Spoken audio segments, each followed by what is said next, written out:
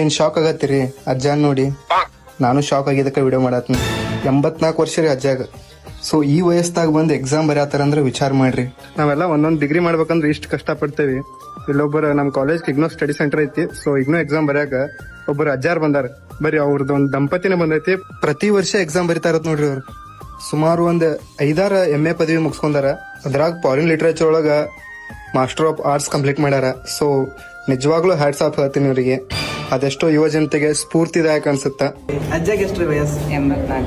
ನಿಮಗೆ ಎಷ್ಟ್ರಿ? 75. ನಿಮಗೇನ್ ಅನಿಸ್ತದ್ರಿ ಅಜ್ಜ ಎಷ್ಟು ವಯಸ್ಸಾದ್ರೂ ಯಾಕೆ ಎಕ್ಸಾಮ್ ಬರೀಬೇಕು ಹಂಗ ಹಿಂಗ ಯಾಕೆ ಕೇಳಿರೇನ್ರಿ ಯಾವತ್ತಾರೆ? ಕೇಳಬೇಕಲ್ಲ, ಓದೋರಿಗೆ ಬ್ಯಾಡ್ ಅನ್ಬೇಡದು. ಓದೋರಿಗೆ